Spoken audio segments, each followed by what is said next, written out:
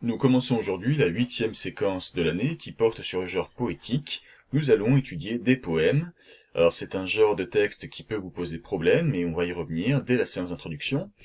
Alors le titre de la séquence est « Désir d'ailleurs en poésie ».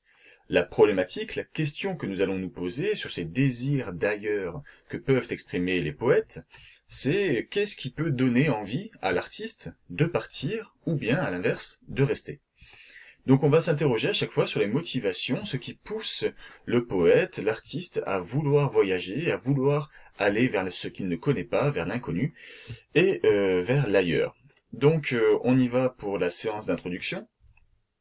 Je vous demande de prendre une nouvelle feuille, vous intitulez en rouge « Introduction à l'étude du genre poétique ». Vous sautez 2 ou 3 lignes, donc démarrage de la séance avec le bilan, faire le bilan sur les connaissances du genre poétique. Et je vous demande d'écrire le titre du poème sur lequel je vais vous demander de réfléchir pour faire le point sur ce que vous savez, vos représentations de ce que sont des poèmes, de ce qu'est la poésie.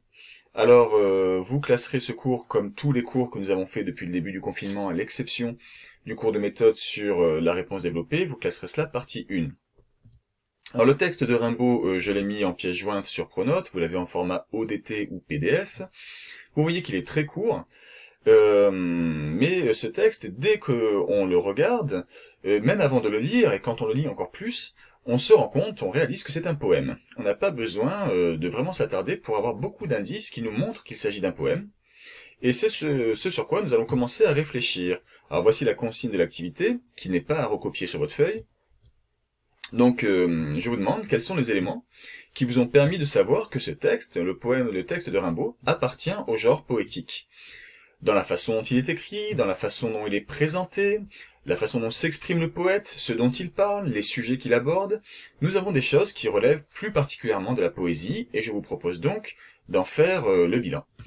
Alors, vous présenterez cela sous forme de carte mentale, si vous le souhaitez. Je vous rappelle que ce n'est pas obligatoire. Il y a des élèves qui n'aiment pas la présentation de la carte mentale, et ça se respecte.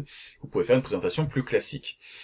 Donc, sans noter encore une fois cette consigne, vous pouvez écrire 2 ou 3 lignes en dessous du titre du poème, le démarrage de votre carte mentale, en rouge, le nœud central, en écrivant le genre poétique, et puis vos remarques autour. Encore une fois, si cela vous dérange, aucun problème, de façon plus traditionnelle, vous écrivez par des tirets, le premier élément que vous avez trouvé, le deuxième, le troisième, etc. Si vous bloquez à 3-4 éléments, je pense pas que vous en trouverez moins, pas de problème, faites du mieux que vous pouvez. Donc encore une fois, sur votre feuille, je vous demande de ne pas recopier la consigne, ce n'est pas nécessaire. Voilà comment sera présenté votre document. Alors si vous choisissez la carte mentale, vous aurez ça sous les yeux. Regardez donc la vidéo du corrigé pour voir les éléments que je vous propose, avant de passer à la deuxième étape de ce cours.